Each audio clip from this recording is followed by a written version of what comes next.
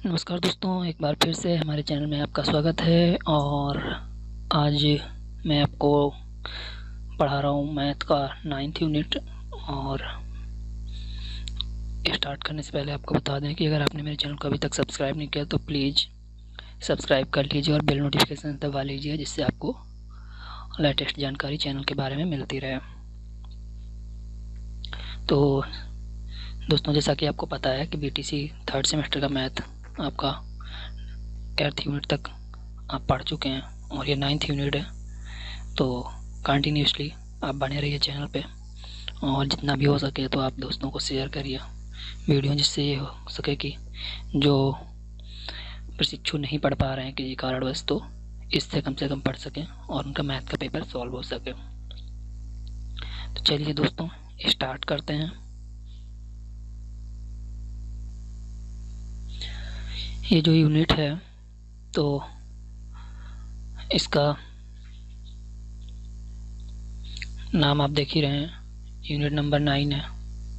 और इसमें हमको शेयर और लाभांश पढ़ना है। तो सबसे पहले जानेंगे शेयर क्या होता है, फिर लाभांश जानेंगे क्या होता है। तो शेयर तो बहुत पॉपुलर वर्ड है, जिसके बारे में आपने सुना भी होगा। और लाभांश भी पॉपुलर है, और लाभ तो आपने ज़्यादातर सुना है, लाभांश थोड़ा सा उसी लाभ से ही जुड़ा हुआ है।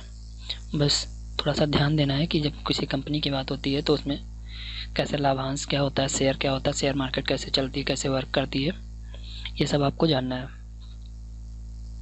तो पहले थोड़ा सा देख लेते हैं शेयर और लाभांश दोनों में क्या डिफरेंस होता है, और कब किसको शेयर बोलते हैं, किसको लाभांश बोलते हैं, ये यहाँ पे हमें पढ़ना है। तो यहाँ से आप देख लीजिए पहले कि सबसे पहले हम शेयर पे जोर डालते हैं कि शेयर क्या होता है, फिर लाभांश को बाद में देखेंगे। तो यहाँ पे ध्यान दीजिए, जब कोई व्यक्ति कोई व्यापार या उद्योग करने के लिए स्वयं धन एकत्रित नहीं कर पाता तो वह एक समूह बनाकर एक कंपनी की स्थापना करता है और उस कंपनी को पंजीकृत करा लेता है। इस प्रकार कंपनी जनता से पूंजी प्राप्त करने के लिए शेयर जारी करके पूंजी प्राप्त करती है। ठीक है, मतलब क्या हुआ कि जैसे आपको कोई कंपनी खोलना है लेकिन आपके पास पैसा नहीं है, तो आपने क्या किया, आपके पास 4 दोस्त थे और 4 दोस्त 5 दोस्त जितने भी लोग थे, उन्होंने क्या किया, सबसे बोला आपने कि भाई थोड़ा थोड़ा अपना पैसा लगा दो, जिससे हम ये कंपनी जो है इसको हम रन करा सकें, चला सकें। तो और उससे क्या होगा कि जो प्रॉफिट होगा तो हम लोग आपस में बांट लेंगे। ठीक है, अब जो पर्सन जितना धन लगा रहा है, जिस इकाई में बांट रहा है, उसको क्या बोलते हैं, शेयर बोलते हैं। जैसे आपके भी एक मित्र ने 5 लाख लगाए, एक ने 10 लाख लगाए, एक ने 25 लाख लगाए, एक ने 40 लगाए और आपने 50 लगा दिए, तो सबका अलग अलग रेशियो में अमाउंट बट गया, मतलब राशि जो थी, धनराशि अलग अलग बट गई। अब उस धनराशि पे अगर प्रॉफिट सबको बराबर होगा तो कोई फ़ायदा क्या, तो पैसा कोई ज़्यादा क्यों लगाएगा, सब बराबर लगाएंगे। इसलिए क्या होता है, वो प्रॉफिट भी उसी रेशियो में बढ़ जाता है, उसी अनुपात में प्रॉफिट भी बढ़ जाता है। तो जो प्रॉफिट जिस रेशियो में बढ़ता है, जिस अनुपात में बढ़ता है, वो क्या हो जाता है, वो शेयर हो जाता है। और लेकिन जो टोटल धन जो कंपनी में लगता है वो क्या कहलाता है, पूंजी कहलाती है।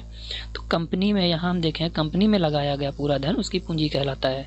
जैसे कि आपके 4 दोस्त और आपका जो भी प्रॉफिट था, प्रॉफिट नहीं, अमाउंट था, धनराशि जो थी, वो मिलके जो धन बना वो पूंजी हो गई। लेकिन जिस अनुपात में आपने समान मूल्य में की इकाइयों में बांट दिया जाता है या फिर अलग अलग अनुपात में बांट दिया जाता है, उस इकाई को हम क्या कहते हैं, शेयर कहते हैं। ये तो हो गई शेयर की बात। अब देखते हैं लाभांश को। तो यहाँ पे थोड़ा समझना है, यदि कंपनी को जनता से 1 करोड़ रुपए एकत्रित करना है, आप एग्जाम्पल समझ सकते हैं, तो वह गणना की दृष्टि से 10-10 रुपये के शेयरों में बांट देती है।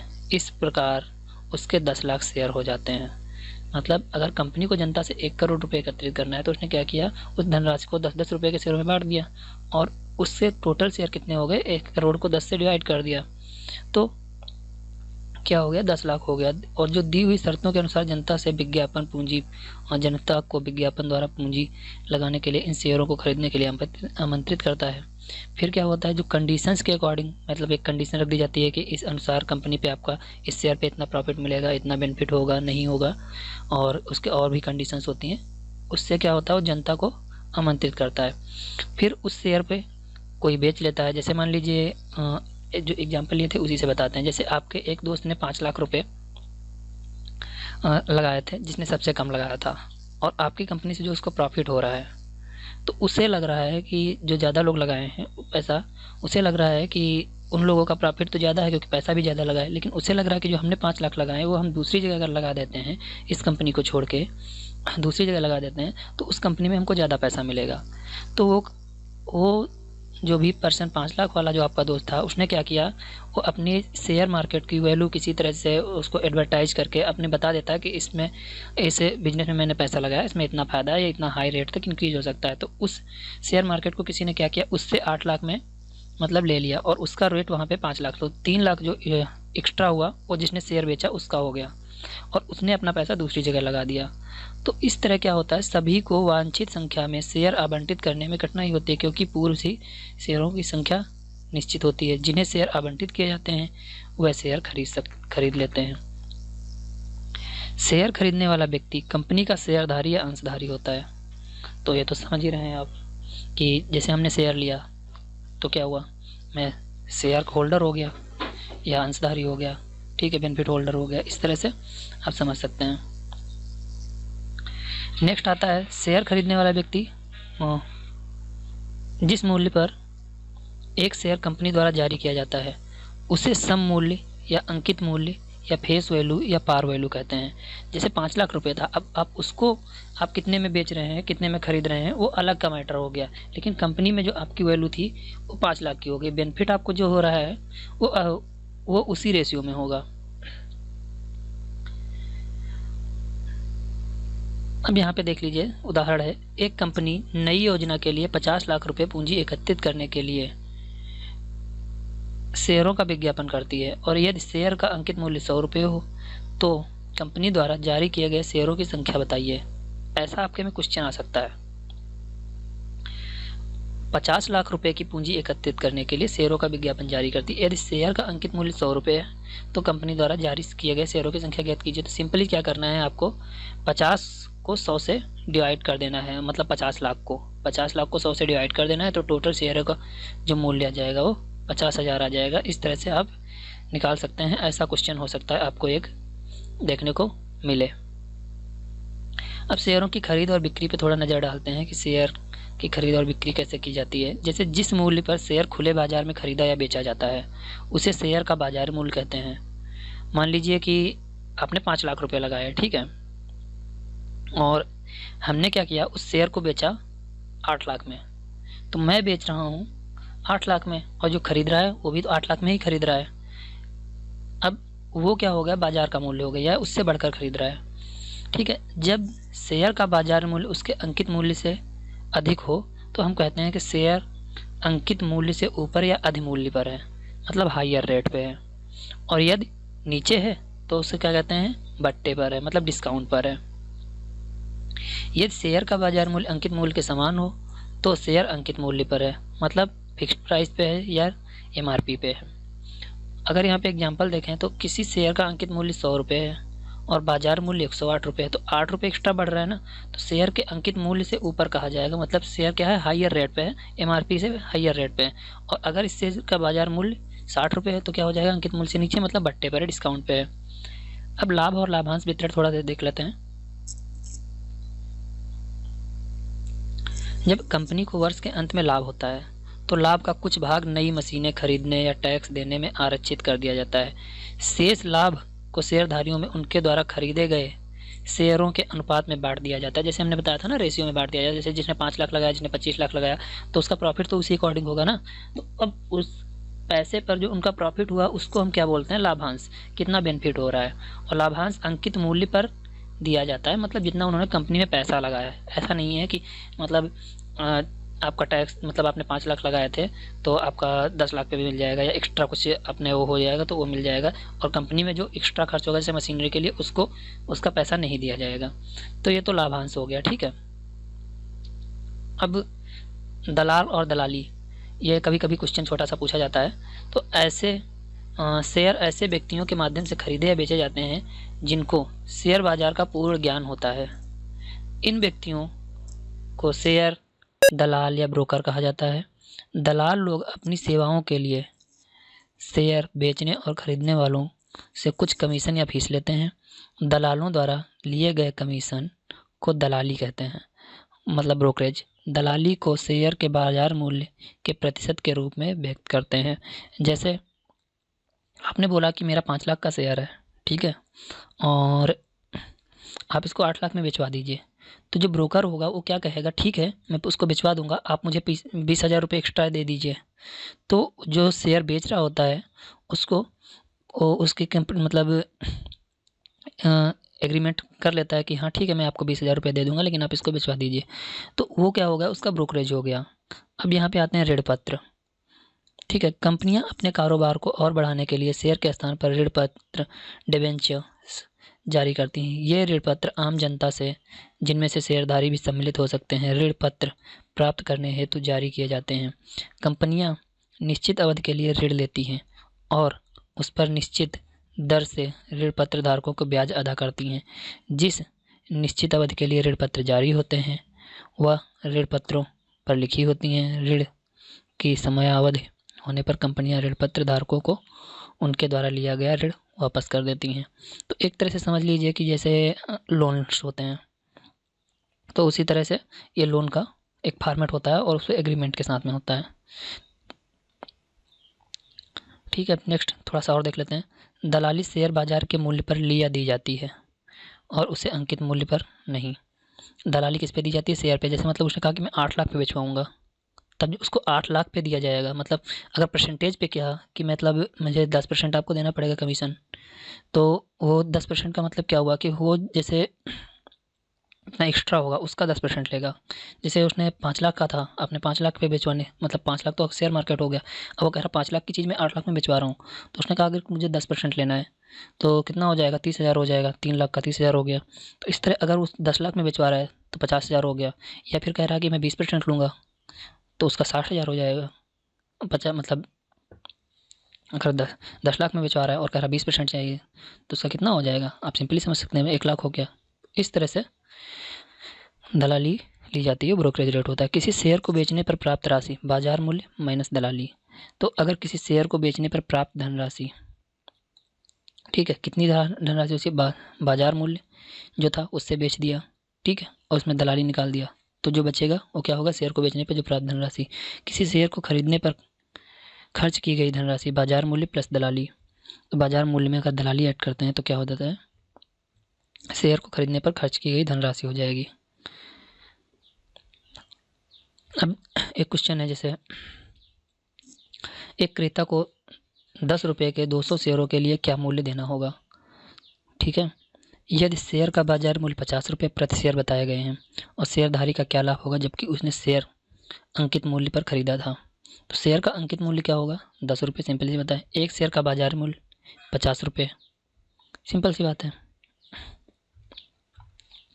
पूंजी किसे कहते हैं, अगर किसी कंपनी को जो इनिशियल अमाउंट चाहिए होता है कंपनी ओपन करने के लिए, उसे पूंजी कहते हैं। ठीक है, शेयरधारी किसने कहते हैं, जैसे आप लोगों ने, जैसे हमने बताया था आपके 4 दोस्त थे और आपका भी कुछ पैसा कंपनी में लगा हुआ था, तो वो क्या हो गया, वो सबका जो अलग अलग अमाउंट लग रहा है, तो जिसका जितने हिस्से में जो पैसा पड़ रहा है वो क्या हो गया, वो शेयर हो गया, और वो जो पैसा लगा रहा है वो शेयरधारी हो गया। अब शेयर धारक और ऋण धारक में क्या अंतर होता है, शेयर धारक कंपनी में पैसा लगाता है, ऋण धारक क्या हो सकता है, ऋण धारक एक कंपनी हो सकती है। मतलब मैं जो पैसा लगाता है कंपनी में वो भी हो सकता है। जैसे आपने कहीं से 50 लाख रुपए ले लिए और दूसरी कंपनी में वो उठा के और वो 50 लाख रुपए लगा दिए, तो एक तरह से आप ऋण धारक भी हो गए और शेयर धारक भी हो गए। उस कंपनी के आप शेयर धारक हो गए जिस कंपनी से आपने ऋण लिया था। ठीक है, लेकिन जैसे सिंपल सी बात है, यहाँ पे मैं आपको थोड़ा सा ऐसे समझा देता हूँ। मान लीजिए कोई कंपनी है, ठीक है, कोई कंपनी है यहाँ पे, और इससे आपने क्या लिया, इसमें आपने 50 लाख रुपए लगा दिए, 50 लाख रुपए लगा दिए। तो यहाँ पे आप जब 50 रुपये क्या किए हैं, लगा दिए, प्लस कर दिए, ठीक है, तो इस कंपनी के लिए आप क्या हो गए, शेयर हो गए। मतलब इस कंपनी के आपके पास शेयर हो गए 50 लाख के, ठीक है, लेकिन ये 50 लाख रुपए आपके पास थे तो है नहीं, आपके पास मान लो 50 ही मतलब बिल्कुल पैसे नहीं थे, या फिर 25 लाख थे, 25 लाख नहीं थे, तो हमने क्या किया 25 लाख दूसरे से ले लिया, ठीक है, इससे हमने 25 लाख रुपए ले लिया, और 25 लाख रुपए ले लिया, और इसमें हमने क्या किया अपने 25 लाख मिला के टोटल 25 मतलब 50 लाख हो गए, तो इससे हमने ऋण लिया, ठीक है, तो इसके लिए मैं क्या हो गया ऋण धारक हो गया, इस कंपनी के लिए मैं ऋण धारक हो गया। अगर ये पैसे हमसे कंपनी लेती तो कंपनी भी ऋण धारक हो जाती है, ठीक है, यही अंतर होता है। अंकित मूल्य और बाजार मूल्य में क्या अंतर है? अंकित मूल्य में क्या होता है, कंपनी का जितना शेयर की रियल वैल्यू होती है वो होती है, और बाजार मूल्य में क्या होता है, उसका ब्रोकरेज और रेट ऐड होता है, उसका बेनिफिट जो मतलब शेयर को बढ़ा के या घटा के बेचते हैं वो बाजार मूल्य होता है। अब यहाँ पे आता है शेयर बट्टे पर कब होता है, जब शेयर को एमआरपी पे मतलब अंकित मूल्य से कम पे बेचते हैं तो शेयर बट्टे पर होता है। लाभांश किसे कहते हैं? लाभांश उसे कहते हैं जैसे हमने कंपनी में 5 लाख रुपए लगाए, 5 लाख रुपए लगा के हमारा और दूसरे का जितना सब कुछ सारा बेनिफिट हुआ, तो कंपनी में जो भी खर्चा होना था मशीन पे, साफ सफाई में जो कुछ हो गया वो हो गया, उसके बाद जो पैसा बचता है वो उसी अनुपात में, जैसे हमने 5 लगाया, दूसरे ने 25 लगाया, तीसरे ने 40 लगाया, उसी अनुपात में सबको अलग अलग पैसा बांटा जाता है। अब वो पैसा जो लाभ वाला होता है वो 5 लाख रुपए छोड़ के, तो वो लाभांश कहलाता है। लाभांश शेयर के किस मूल्य पर दिया जाता है? लाभांश शेयर के किस मूल्य पर दिया जाता है? तो आपको पता है लाभांश किस पे दिया जाता है? प्रॉफिट पे दिया जाता है, बेनिफिट पे दिया जाता है, मतलब आपका जो पैसा लगा हुआ है उसके अनुपात में दिया जाता है और प्रॉफिट पे दिया जाता है। मतलब जैसे प्रॉफिट है, ठीक है, आप कंपनी को 1 करोड़ का फायदा हुआ, तो अगर कंपनी को 1 करोड़ का फायदा होता है और 1 करोड़ का फायदा होता है और कंपनी में मान लो 20 लाख क्या हो गए, खर्चे हो गए, ठीक है, बचे 80 लाख। अब 80 लाख में जिसने 5 लाख रुपए लगाए थे तो उसको 5 लाख के अकॉर्डिंग फ़ायदा मिलेगा, ठीक है, और जिसने 25 लगाए थे उसको 25 लाख के अकॉर्डिंग फ़ायदा मिलेगा, और जिसने 40 लगाए थे उसको 40 के अकॉर्डिंग फ़ायदा मिलेगा, और जिसने 50 लगाए थे उसको 50 के अकॉर्डिंग फ़ायदा मिलेगा, और जिसने 20 लगाए थे या 25 लगाए थे उसको उसके अकॉर्डिंग फ़ायदा मिलेगा। तो ये सबका इन पाँचों में क्या किया जाता है, अलग अलग रेशियो बांट लिया जाता है और फिर उनको अलग अलग पैसा डिवाइड दिया जाता है, वो हो जाता है लाभांश। अब यहाँ पे अगर देखें तो थोड़ा एक क्वेश्चन और पड़ रहा है कि शेयर दलाल या ब्रोकर किसे कहते हैं।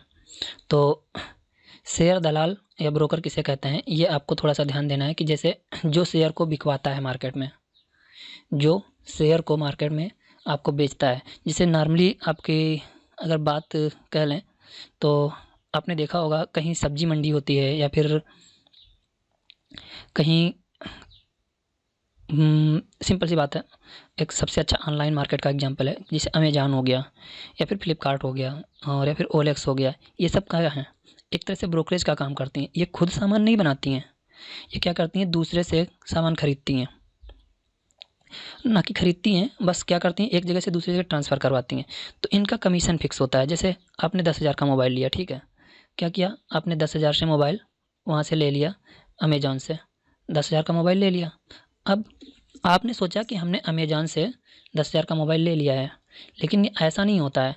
जो बेचने वाला होता है सेलर वो दूसरा होता है, जो इस मोबाइल को बेच रहा होता है वो दूसरा होता है, डीलर दूसरा होता है। तो वो पहला जो कंपनी इसको कुछ प्रॉफिट देती है, कुछ शेयर करती है, कहती है कि मैं जैसे 7,000 का मोबाइल कंपनी 7,000 का इसको दे रही है, डीलर ने क्या किया, इसको इसने 7,000 में ले लिया और इसने क्या कहा अमेज़न से कि इसने इससे 7,000 ले लिया और इसने सोचा कि अगर मैं अमेज़न पर से रेट बेचता हूँ तो अगर सबको अलग अलग बेचेंगे तो अगर 10,000 का बेचेंगे तो नहीं बिकेगा। तो इसने क्या कहा कि अमेज़न से बोला कि मैं तुम्हें 9,000 में मोबाइल दे रहा हूँ ये, और इसकी मार्केट रेट बहुत अच्छी है। अमेज़न ने क्या किया, इससे लिया और यहाँ पे इसका रेट डाल दिया 10,000, ठीक है। तो इसमें 1,000 का इसको अमेज़न का फ़ायदा हो रहा है, तो 10% का डायरेक्टली फ़ायदा हो रहा है। तो ये 10% क्या हुआ है, इसका ब्रोकरेज हो गया या दलाली हो गई। ये तो अमेज़न यहाँ पे क्या कर रहा है, ब्रोकरी कर रहा है, दलाली कर रहा है। तो इस तरह से अगर नीचे हम देखें और इसके लिए, तो इस कंपनी के ब्रोकरेज जो ये डीलर था वो कर रहा था, तो इसको क्या कहते हैं, दलाली कहते हैं। अब दलाली शेयर के किस मूल्य पर ली या दी जाती है? तो सिंपल सी बात पता है आपको, प्रॉफिट पे ली जाती है, दी जाती है, मतलब उस अमाउंट पे कितना बेनिफिट या प्रॉफिट हो रहा है। एक कंपनी 25 लाख शेयर एक कंपनी 25 लाख रुपए की पूंजी एकत्रित करने के लिए शेयरों का विज्ञापन करती है। यदि एक शेयर का अंकित मूल्य 100 रुपये है तो कंपनी द्वारा दिए गए शेयरों की कुल संख्या ज्ञात कीजिए। तो 25 लाख को 100 से डिवाइड कर देंगे आप, तो टोटल निकल आएगा। देखिए मैं करके दिखा रहा हूँ, यहाँ पे करके दिखाई दे रहा हूँ। 25 लाख है तो एक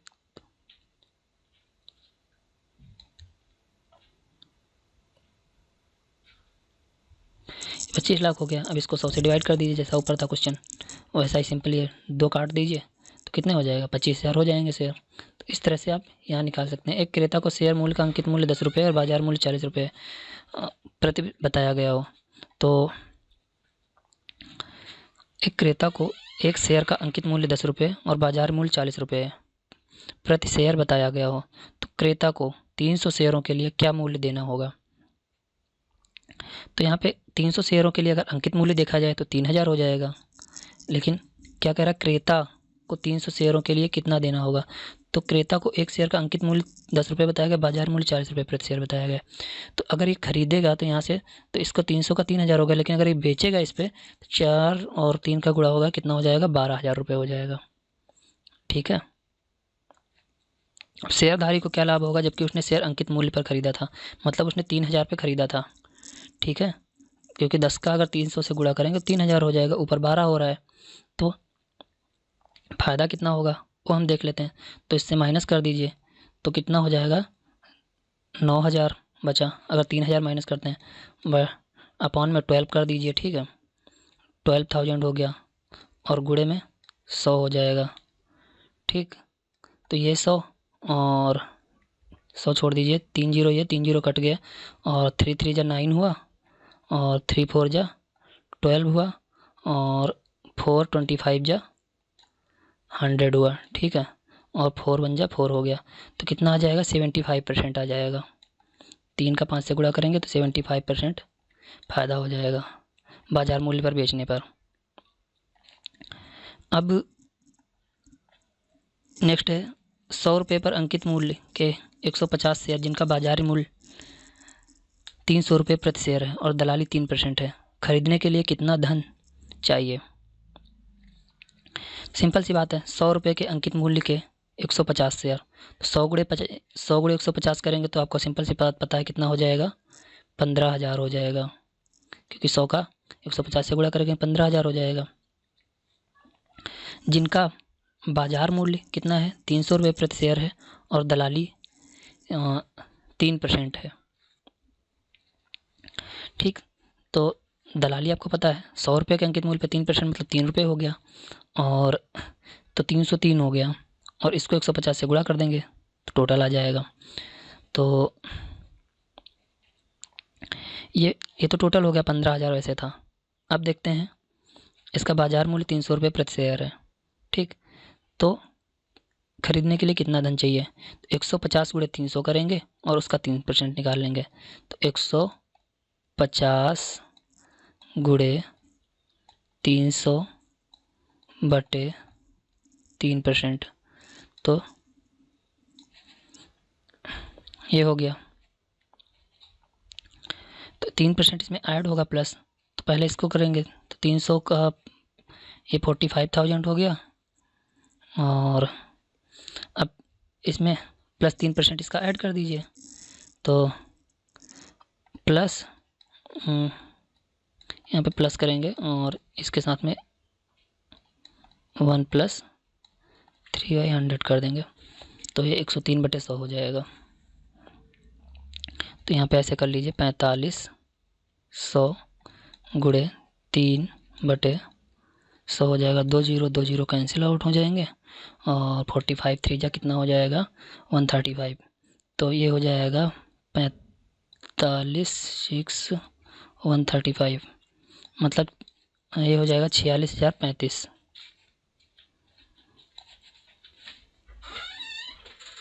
46,135 हो जाएगा, 45,135।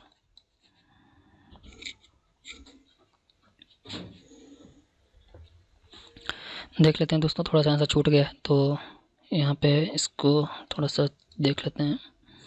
यहाँ पे क्योंकि ये 45,000 था तो इसलिए यहाँ पे हो गया यहाँ पे तो टोटल 45,000 हो गया और उधर निकाला था हमने 30%, तो ये 45,000 प्लस 135 आया था 135। लेकिन आप यहाँ पे ध्यान दीजिए, मैंने 4500 लिखा था तो थोड़ा सा मिस्टेक हो गया था, इसलिए मैं दोबारा बता रहा हूँ।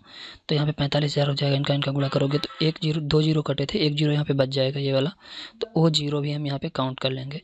फिर हम क्या करेंगे, दोनों को जोड़ लेंगे और तो टोटल जो अमाउंट आ जाएगा खरीदने के लिए, मतलब कितना धन चाहिए, तो हम प्लस कर देंगे इसमें 45,000, तो कितना हो जाएगा 46,350 रुपये। मतलब ये धन जब हमारे पास होगा तब जाके हम क्या कर सकते हैं, सारे शेयर खरीद सकते हैं बाज़ार मूल्य पर, मतलब बेचने के लिए। और अगर उसको फिर अपने हिसाब से हम रेट फिक्स करते हैं हम कि हमको कितने में बेचना है, कितने में नहीं बेचना है। और अगर आपको ये सब नहीं निकालना है तो सिर्फ अगर काउंट करना है अंकित मूल्य पर, अगर वो बेच रहा है तो 150 से गुणा कर देंगे और वो ये 15,000 यहाँ से आ जाएगा।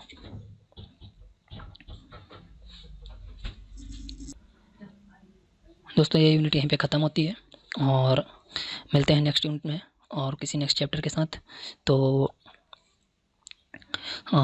अगर दोस्तों आपको वीडियो अच्छा लगा तो लाइक शेयर सब्सक्राइब कीजिए, और हमारी तो यही उम्मीद है कि आप लोग अच्छी तरह से पढ़ें और मैथ में आपके अच्छे से अच्छे नंबर आएँ। अगर कोई टॉपिक आपके समझ में नहीं आ रहा तो कमेंट करके आप पूछ सकते हैं। अगर कोई तरीका है इम्प्रूव करने का वीडियो तो मुझे बताइए, मैं उसको भी आप तक पहुंचाने की कोशिश करूंगा। धन्यवाद दोस्तों।